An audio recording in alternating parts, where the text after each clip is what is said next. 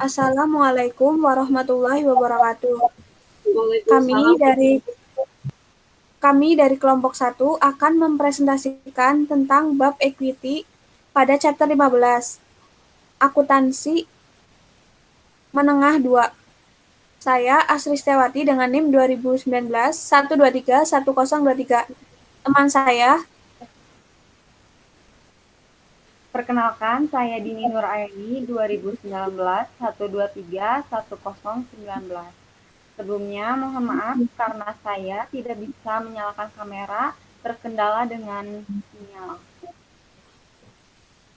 Perkenalkan, nama saya Rinka Oktaviani dengan NIM 2019 123 1030.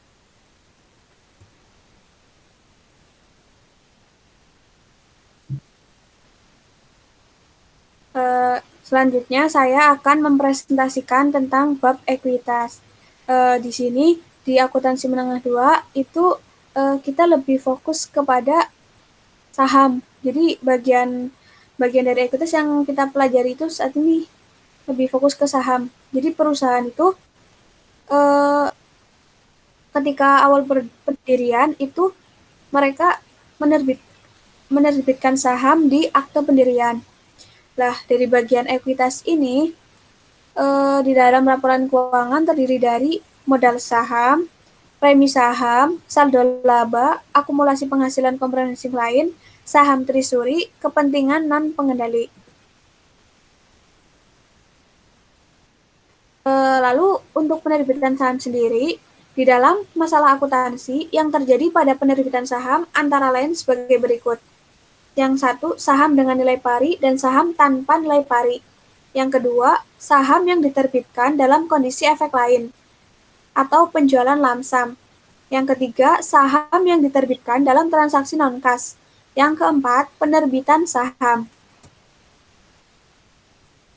Penjelasan dari saham dengan nilai pari. Untuk memperlihatkan informasi tentang nilai pari, akun harus dipertahankan untuk masing-masing kelompok saham sebagai berikut. Yang pertama, saham preferen atau saham biasa. Kedua akun ini mencerminkan nilai pari saham perseroan yang diterbitkan. Tidak ada jurnal tambahan pada akun ini kecuali saham tambahan yang diterbitkan atau saham yang ditarik. Yang kedua, modal di store yang melebihi nilai pari atau tambahan modal atau additional paid in capital. Menunjukkan bahwa setiap nilai pari yang disetor oleh pemegang saham sebagai pengganti saham yang diterbitkan untuk mereka. Lalu, saham tanpa nilai pari. Situasi ini memiliki keunggulan tertentu jika saham yang diterbitkan untuk pos-pos properti seperti aktiva tetap berwujud dan tidak berwujud.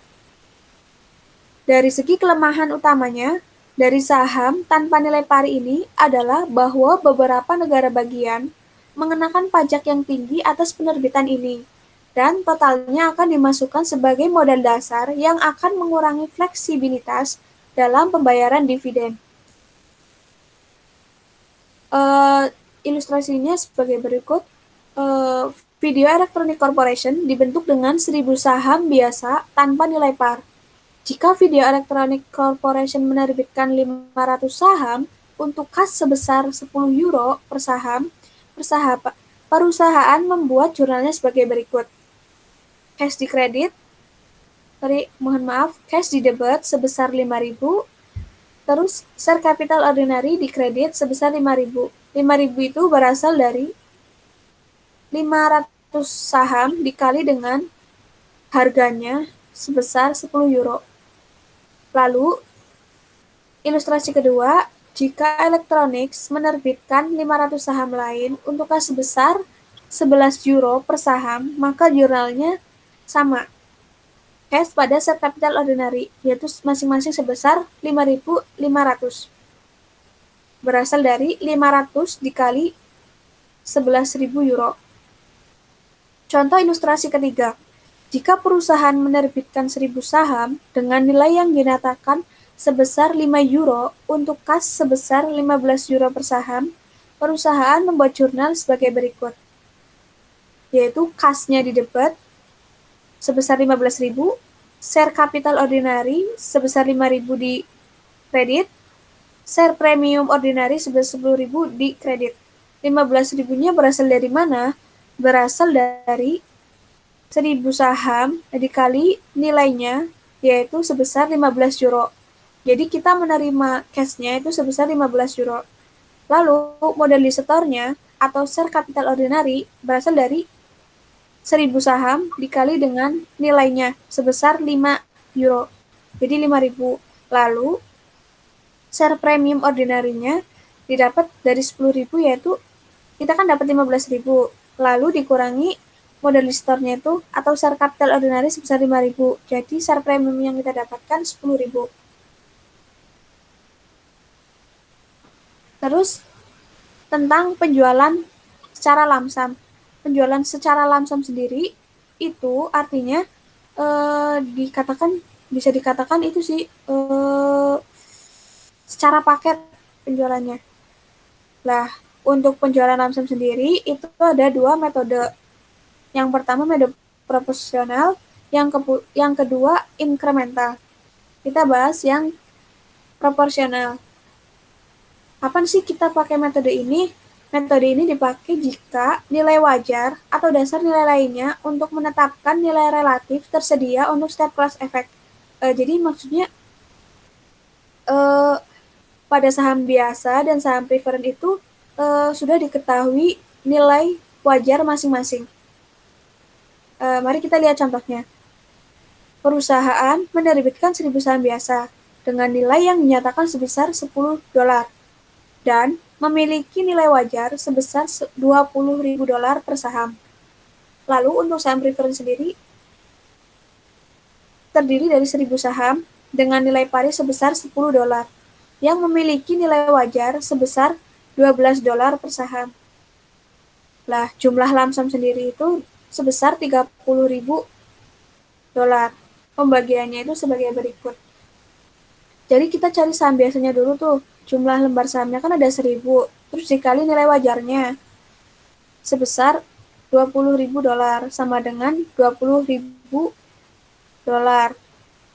Untuk saham preferennya 1.000 dikali harga nilai wajarnya itu $12 sama dengan 12.000. Jadi total wajarnya itu sebesar $30.000. Untuk presentasinya sendiri untuk saham biasa 62,5%, saham preferred 37,5%. Dapatnya dari mana? Ini 62,5 dapatnya dari 20.000 dibagi 30.000-nya dikali 100 sama dengan 62,5%. Untuk yang 37,5% itu didapat dari mana? Didapat dari 12.000 dibagi dengan yang total nilai wajar sebesar 32.000. Untuk pengalokasiannya, jadi kan tadi saham biasa 62,5% tuh. Jadi kita dikalikan dengan 30.000 total alokasi harganya itu di saham biasa jadi $18.750 dan saham preferred sendiri $11.250. Untuk alokasi nilai parnya untuk penjurnalnya itu sebesar saham biasa 10.000, saham preferred 10.000. Untuk alokasi premium untuk jurnalnya saham biasa sebesar 8.750 dan saham preferred sebesar 1.250. Dapatnya dari mana nih? Kalau yang nilai par itu kita mengalihkan 1.000 saham dikali dengan nilai nominalnya itu sebesar masing-masing kan diketahui di soal 10 ya, $10. Jadi kita kalikan saja hasilnya 10.000. Lah untuk alokasi premiumnya, jadi saham biasa tadi kan untuk alokasinya kan 18.750, maka dikurangin dengan nilai parnya 10.000. Jadi kita didapatkan alokasi premium sebesar 8.750. Begitu juga dengan saham preferred sama. Lalu untuk penjurnalannya, cash tadi kan total jumlah lamsamnya itu 30.000 ya, berarti di debit. Lalu yang di kredit itu ada share capital preference sebesar 10.000, share premium preference sebesar 1.250, yang share capital ordinary sebesar 10.000, share premium ordinary sebesar 8.750. Tadi udah dijelaskan ya di sini nih untuk jurnalnya nih yang alokasi nilai par, alokasi premium.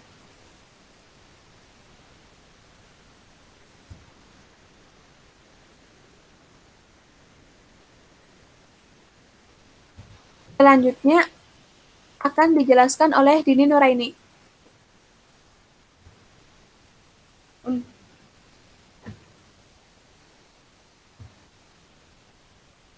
Untuk metode inkremental digunakan jika perusahaan tidak dapat menentukan nilai wajar dari semua kelas efek. Untuk contohnya, jika perusahaan menerbitkan 1.000 saham, bisa dengan nilai yang dinyatakan sebesar $10 memiliki nilai wajar $20, dan 1.000 saham preferen dengan nilai pari $10 yang tidak memiliki nilai wajar. Untuk jumlah lamsam sebesar 30.000. Untuk penghitungannya, jumlah lembar saham dikali market price-nya. Nah, untuk pengalokasian total alokasi harga dari saham biasa itu senilai $20.000 didapat dari 1.000 dikali $20, maka didapat $20.000. Nah, untuk saham preference ini $10.000 didapatkan dari sisa nilai total transaksinya itu setelah dikurangi alokasi ke saham biasa. Jadi $30.000 dikurangi $20.000 maka didapat $10.000. Next.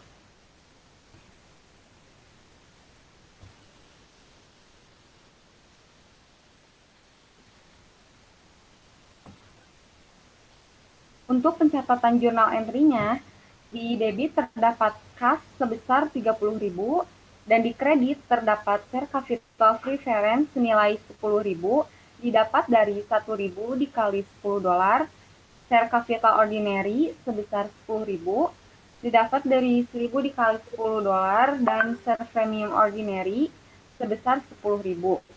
Next.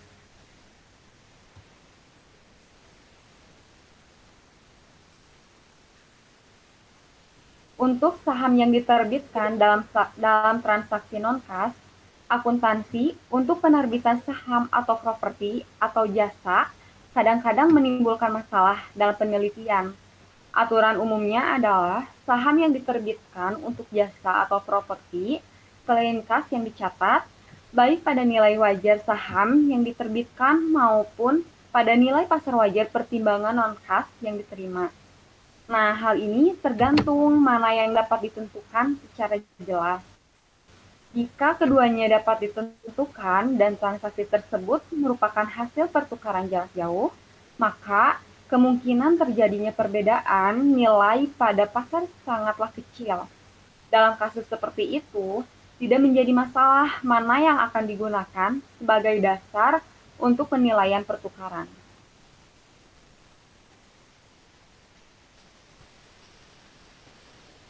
Untuk ilustrasinya, yang ke-1, Marlowe tidak dapat dengan mudah menentukan nilai wajar paten, tetapi dapat mengetahui nilai wajar saham adalah sebesar $140.000. Untuk pencatatannya, di debit terdapat paten sebesar $140.000 dan di kredit terdapat share capital ordinary sebesar $100.000 dan share premium ordinary sebesar $40.000. Nah, untuk yang kedua, Marlowe tidak dapat dengan mudah menentukan nilai wajar saham, tetapi dapat menentukan nilai wajar paten adalah sebesar $150.000. Untuk pencatatannya, di debit terdapat paten sebesar $150.000 dan di kredit terdapat share capital ordinary sebesar $100.000, share premium ordinary sebesar $50.000.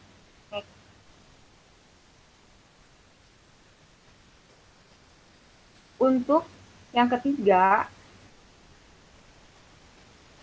Marlowe tidak dapat dengan mudah menentukan nilai wajar saham maupun nilai wajar paten. Seorang konsultan independen menilai paten tersebut sebesar $125.000 berdasarkan pada diskonta arus kas yang diharapkan. Maka dalam pencatatannya terdapat paten senilai $125.000 di debit dan di kredit terdapat share capital ordinary $100.000, share premium ordinary sebesar $25.000.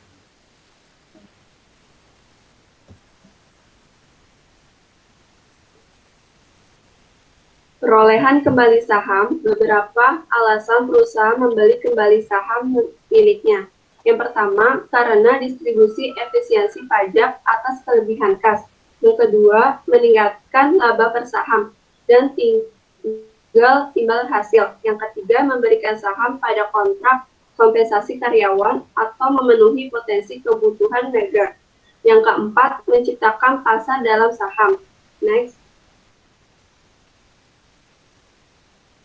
Dalam pembelian saham treasury, ada dua, yaitu metode biaya cost method, yaitu menghasilkan akun saham treasury untuk biaya perolehan kembali dan dalam melaporkan akun ini sebagai pengurangan ekuitas pada laporan posisi keuangan.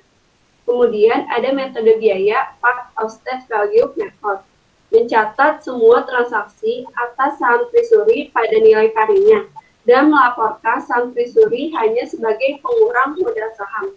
Next.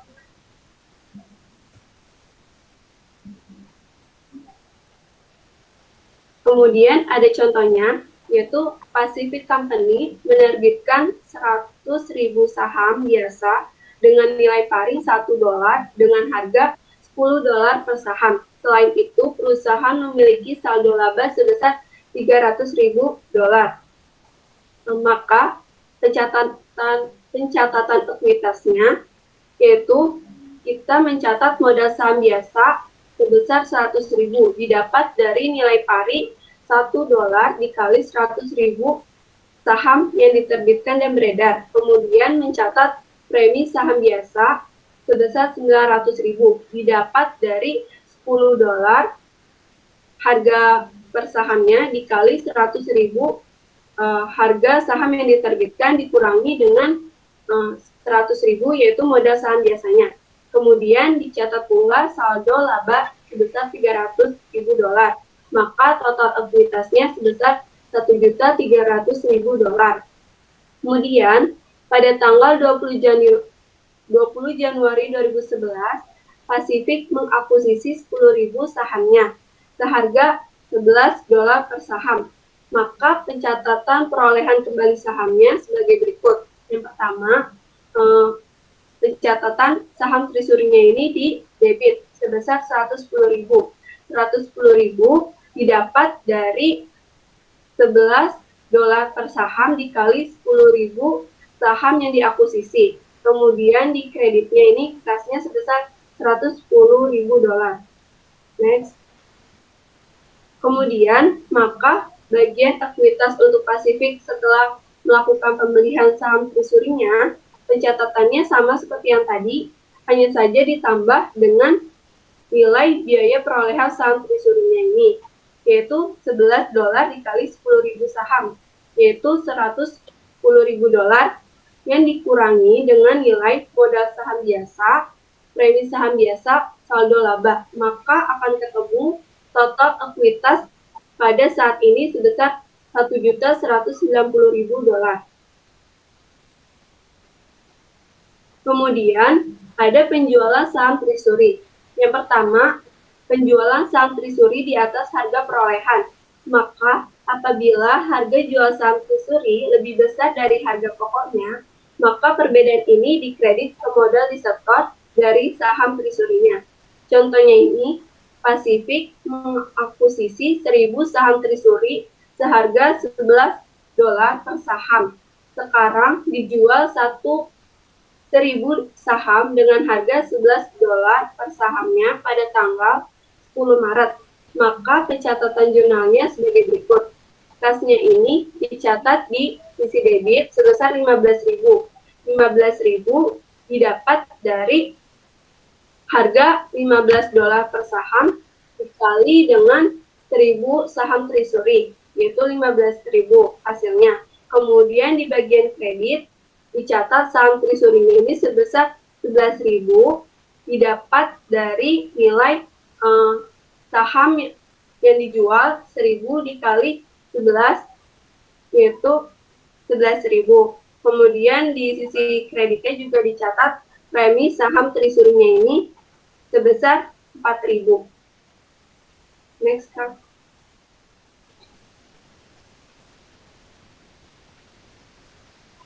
Kemudian yang kedua ada penjualan saham treasury di bawah harga perolehan. Maka pada kelebihan harga pokok atas harga jual akan didebitkan ke modal disetor dari saham treasury. Contohnya ini, jika Pacific menjual 10.000 saham treasury tambahan pada tanggal 21 Maret dengan harga $8 per saham, maka pencatatan jurnalnya kasnya ini ditaruh di debit sebesar 8.000. 8.000 dari $8 per saham dikali 10.000 saham treasury tambahan. Kemudian dicatat di bagian debit premi saham treasury-nya ini sebesar 3.000. 3.000-nya ini didapat dari angka yang di awal tadi 11.000 dikurangi dengan 8.000 yang sekarang, maka hasilnya 3.000. Kemudian di bagian di kreditnya dicatat saham treasury-nya ini sebesar 11.000. Selanjutnya akan dibacakan oleh Kak Adi. Jadi selanjutnya itu terkait saham preferen. Saham preferen sendiri adalah merupakan kelas khusus yang memiliki kelebihan atau fitur yang tidak dimiliki saham biasa.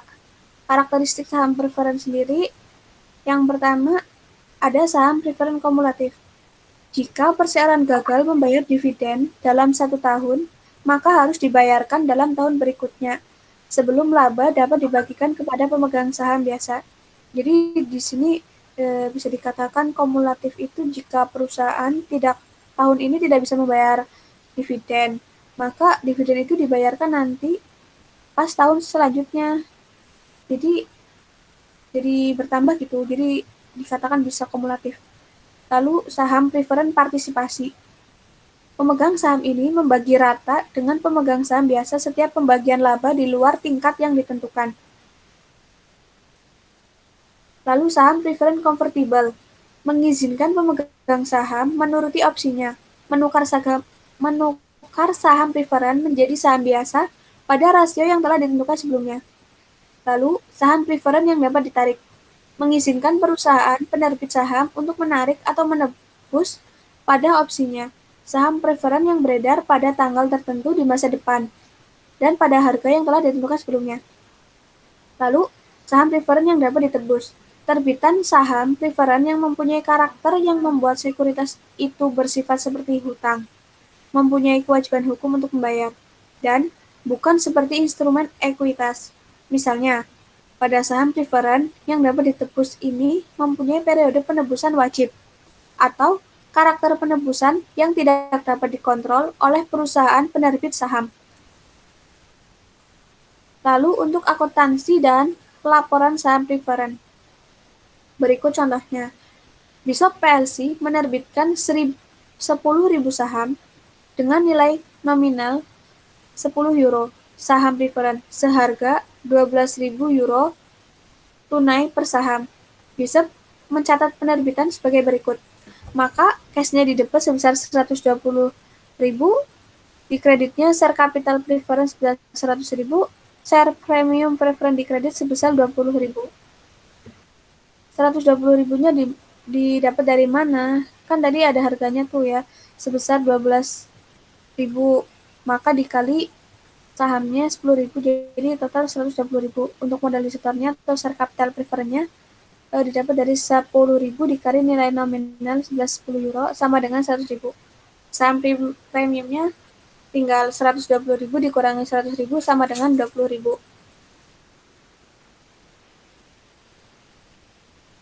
Lalu dividen.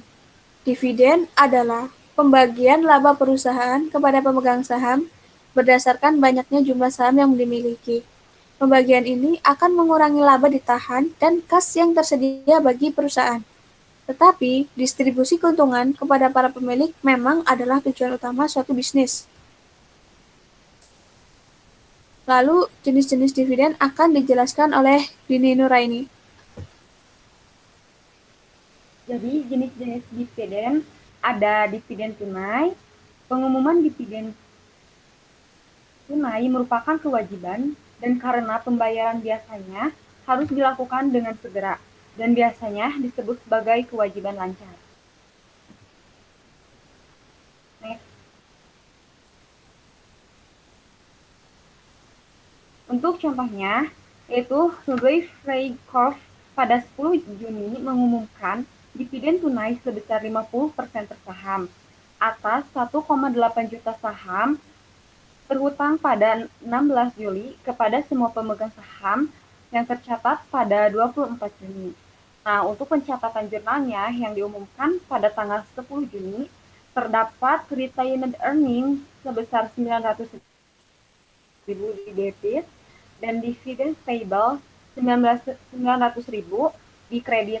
Didapat dari 1,8 juta saham terutang dikalikan dengan dividen tunainya sebesar 50%, maka didapat harga sebesar 900.000.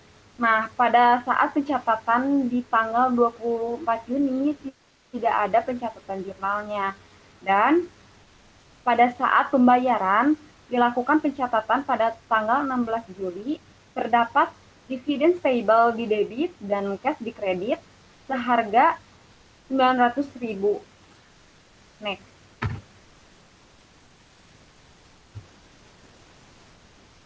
Dividen properti. Utang dividen dalam bentuk aktiva perusahaan selain kas. Dapat berupa barang dagang, real estate, atau investasi yang dirancang oleh Dewan Direksi. Ketika dividen properti diumumkan, maka perusahaan harus menetapkan kembali nilai wajar properti yang akan dibagikan dengan mengakui setiap keuntungan atau kerugian sebagai perbedaan nilai wajar dengan nilai buku pada tanggal pengumuman.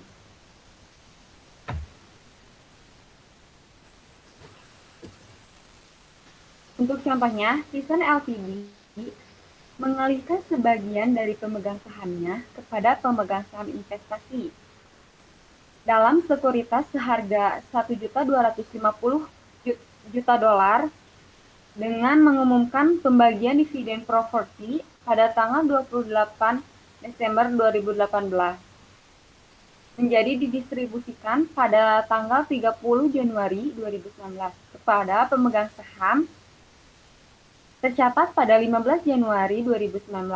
Pada tanggal deklarasi surat berharga memiliki nilai wajar 2 juta dolar.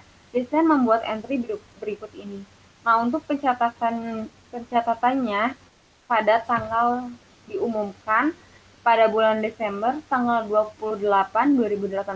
Terdapat equity investment dan unearned holding gain or loss income sebesar 750.000 yang didapat dari 2 juta nilai wajarnya dikurangi 1.250.000, maka didapat 750.000. Dan untuk retained earnings dan property dividend payable masing-masing sebesar 2 juta. Dan pada saat didistribusikan pada tanggal 30 Januari 2019, property dividend payable yang tadinya dikredit menjadi di debit dan equity investment masing-masing senilai 2 juta.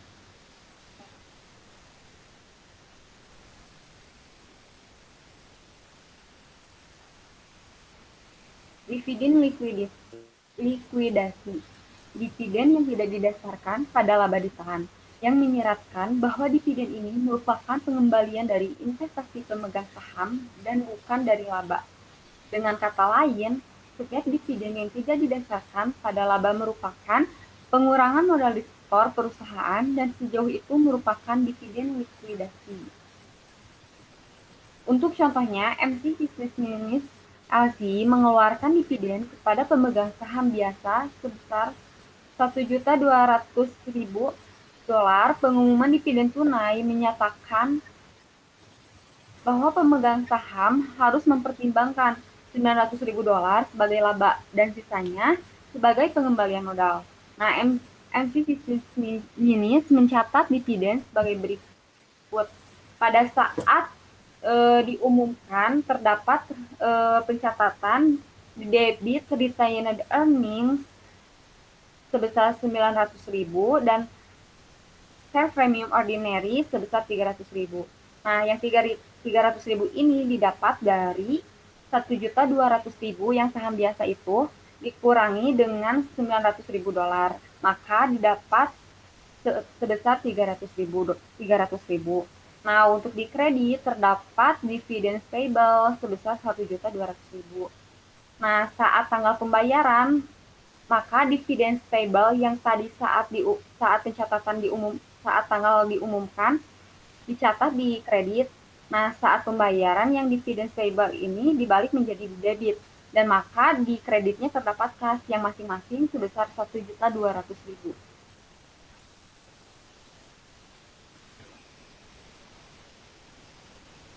Dividen saham. Penerbitan oleh suatu perseroan atas saham miliknya sendiri kepada pemegang saham atas dasar prorata. Untuk contohnya, Paint Corporation memiliki saham beredar dengan nilai pari $100 saham, saham biasa dan saldo laba $50.000. Jika Paint mengembalikan 10% dividen saham, maka Paint menerbitkan 100 saham tambahan kepada pemegang saham untuk saat ini. Jika nilai wajar saham tersebut pada saat dividen saham adalah $130 per saham, jumlahnya sebagai berikut. Nah, terdapat retained earnings di debit sebesar 13.000. 13.000 itu didapat dari 130 dolar dikali $100. Nah, untuk di kreditnya terdapat ordinary share dividend distributable senilai 10.000 yang didapat dari $100 dikali 100 saham. Nah, untuk share premium ordinary sebesar 3.000. 3.000 ini didapat dari selisih retained earnings dan ordinary share dividend distributable, yaitu 13.000 dikurangi 10.000, maka didapat 3.000. Nah, saat mengeluarkan sahamnya, dicatat nih ordinary share dividend distributable, jadi di debit sebesar 10.000 dan share capital ordinary 10.000 di kredit.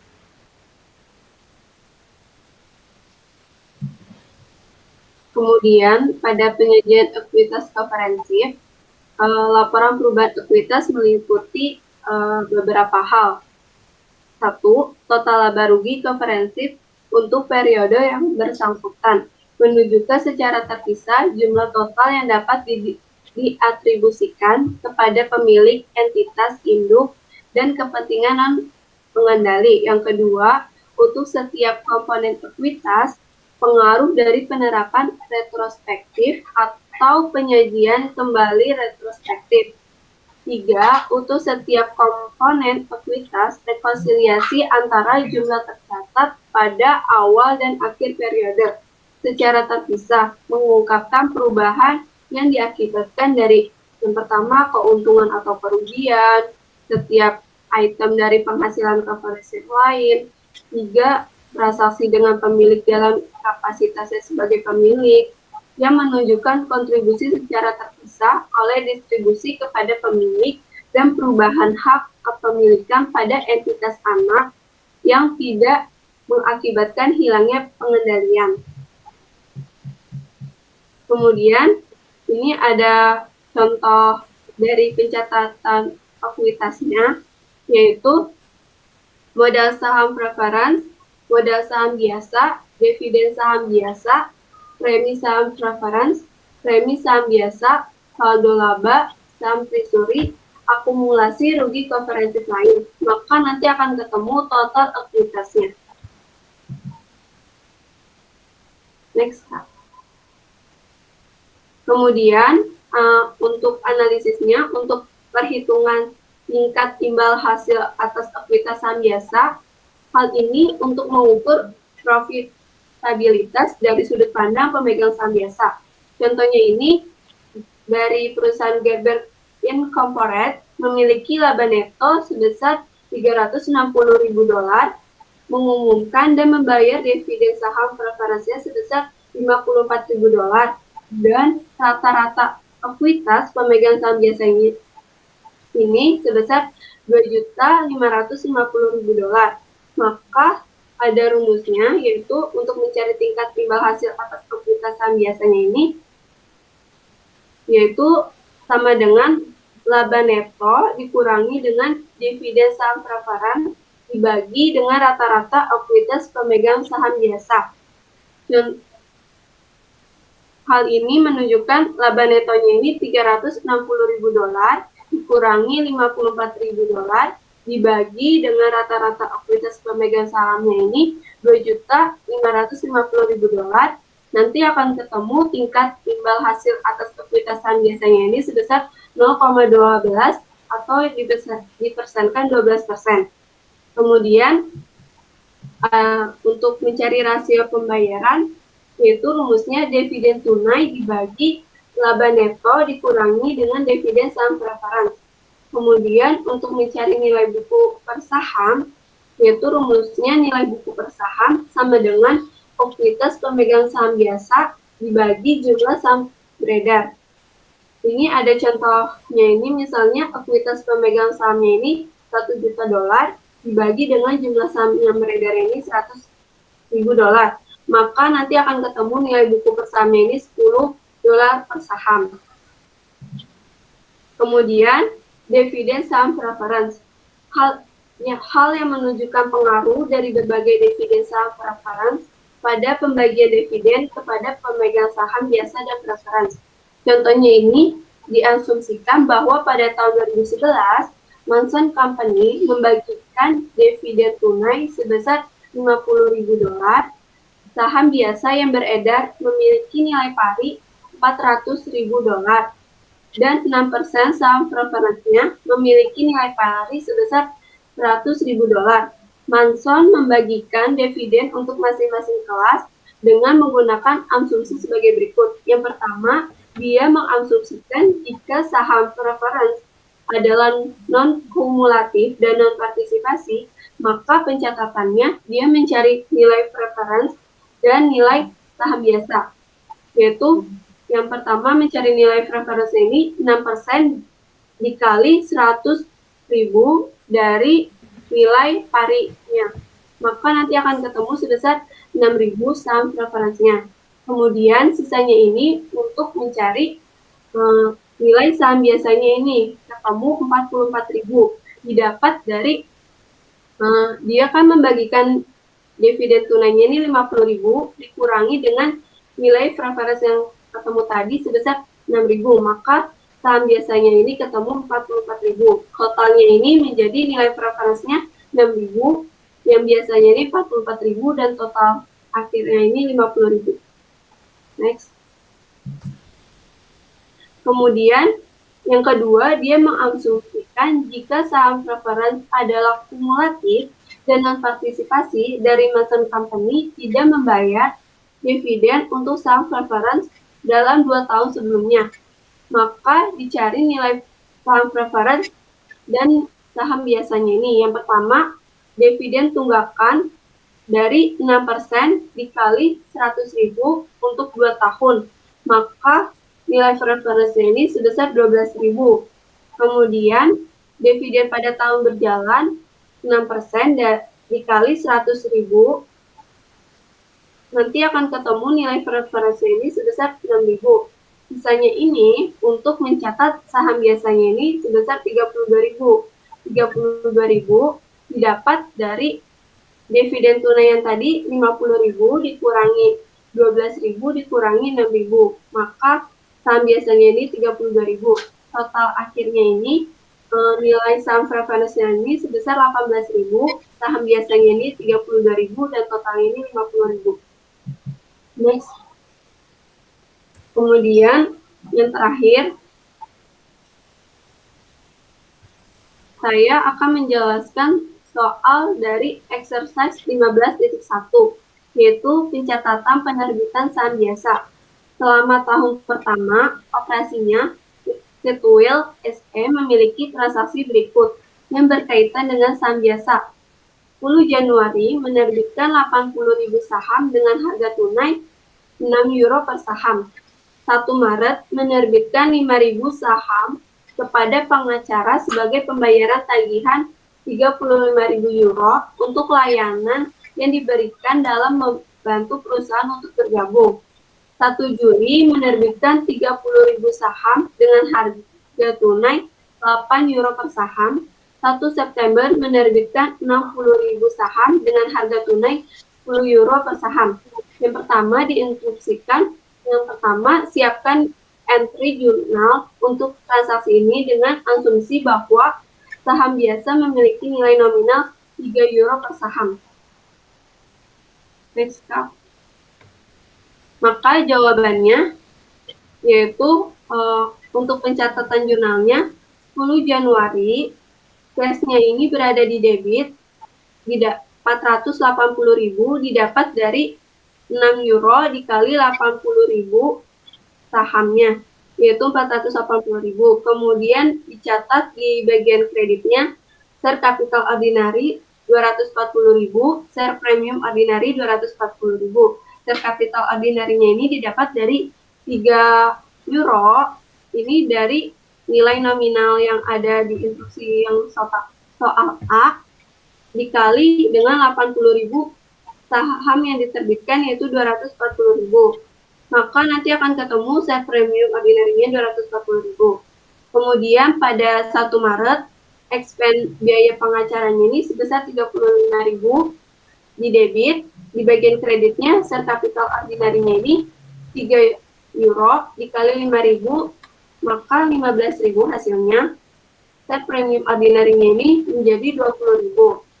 Kemudian 1 Juli cash-nya ini di debit di 240.000 didapat dari 8 euro dikali 30.000. Kemudian di bagian kreditnya share capital ordinary-nya ini 90.000 didapat dari 3 euro dikali 30.000.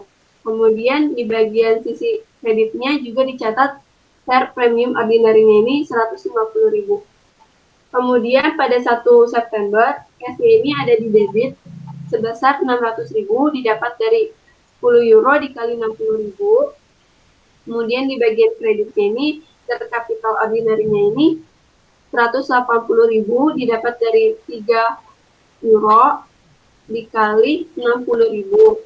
Kemudian dicatat juga share premium ordinary-nya ini 420.000. Next.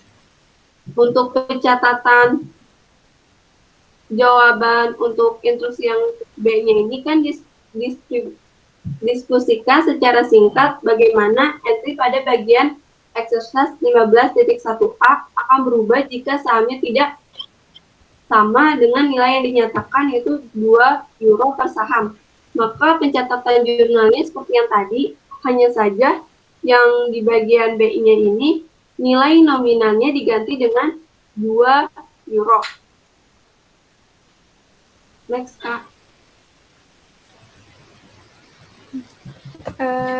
Selanjutnya saya akan menjelaskan jawaban dari exercise 15.9 terkait koreksi entry untuk transaksi ekuitas. Bisa dilihat ya di sini bahwa ada transaksi tanggal 2 Mei, 10 Mei, 15 Mei, dan 31 Mei. Jadi pembetulan jurnalnya di atas sebagai berikut. Nah, untuk pada 2 Mei itu kita mendapatkan cash sebesar 192.000. Didapat dari 12.000 dikali 16 euro. Lalu akun yang di kreditnya itu ada 2. Kan tadi di soal cuman ada 1 ya. Jadi pembetulannya itu share capital ordinary sebesar 120.000 di kredit dan ada tambahan share premium ordinary sebesar 72.000. Mengapa? Karena di sini dijualnya lebih mahal, jadi kita dapat keuntungan. Gitu. Terus untuk yang tanggal 10 Mei sama Mas tadi kan jurnalnya masih ada 2. Cash-nya itu sebesar 600.000 yang di debit, lalu yang di kreditnya itu ada 2 akun, share capital ordinary dan share premium ordinary. Share capital ordinary sendiri sebesar 360.000 dan share premium ordinary sebesar 240.000 gitu. Jadi di sini cash-nya itu berapa sih yang kita dapatkan gitu. Jadi nilai pasarnya itu kan dikali sama sahamnya. sebesar 10.000 tadi yang beredar. Terus share capital ordinary itu dari mana? Share capitalnya itu dari 12.000 yang beredar dikali dengan nilai nominalnya. Tuh. Terus untuk yang transaksi tanggal 15-nya, treasury shares pada kas masing-masing 11-14.000 gitu. Jurnalnya sebagai kayak gitu. Untuk yang tanggal 31, jurnalnya itu kasih debit sebesar 8.500. Kemudian yang dikredit ada treasury shares sebesar 5.000 dan share premium treasury sebesar 3.000. Jadi di sini kita menjual sahamnya, lalu kita mendapatkan 8.500 cashnya, lebih tinggi dari yang pas kita beli itu. Jadi kita dapat untung 3.000.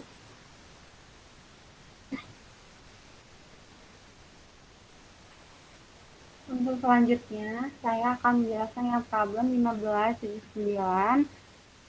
Untuk soalnya, berikut ini adalah ringkasan dari semua transaksi terkait Visario Corporation sejak didirikan pada tahun 2019. 1. Tanggal 1 pada tahun 2019, 15.000 saham diotorisasi dan 7.000 saham biasa. Saham nilai nominal $50 diterbitkan dengan harga $57. Lalu 2, pada tahun 2020, 1.000 saham diterbitkan sebagai dividen saham ketika suatu saham dijual seharga $60. 300 saham biasa dibeli pada tahun 2021 dengan harga $64 per saham. 300 saham ini masih dalam kas perusahaan.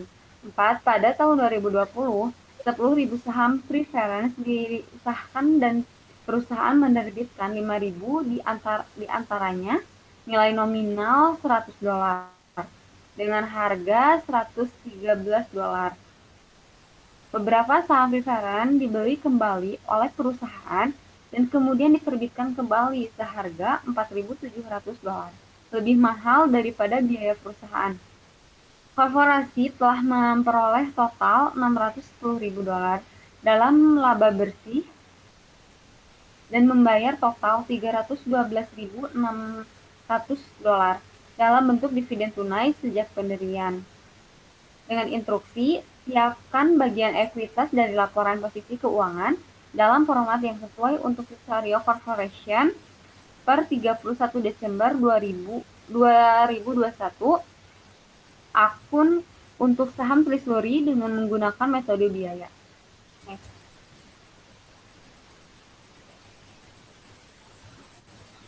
Untuk laporan keuangannya, Visario Corporation Equity per 31 Desember 2021. Ekuitas, terdapat share capital preference senilai 500.000 yang didapat dari $100 dikali 5.000, maka didapat $500.000. Selanjutnya ada share capital ordinary senilai 400.000 yang didapat dari 8.000 dikali $50. Nah, dijumlahkan menjadi $900.000. Selanjutnya ada share premium preference 65.000, ada share premium ordinary senilai 59.000. 59.000 ini didapat dari $57 dikurangi $50, lalu dikalikan 7.000 dan ditambah $60 dikurangi $50, lalu dikalikan lagi 1.000, maka didapat 59.000. Nah, selanjutnya ada share premium treasury senilai 4.700, lalu dikurangi menjadi hasilnya 128.700. Selanjutnya ada retained earnings senilai 237.400. Lalu dikurangi treasury shares senilai 19.200. Nah, untuk mendapatkan totalnya ini, yang 900.000 itu ditambah 128.700, lalu ditambah lagi $237.400 yang didapat dari $610.000 dikurangi $312.600 dan dikurangi $60 dikali 1.000.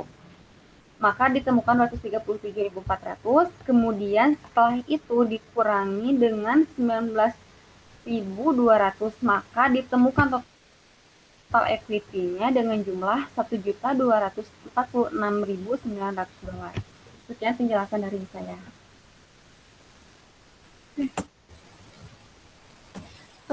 Demikian presentasi dari kelompok kami. Mohon maaf apabila ada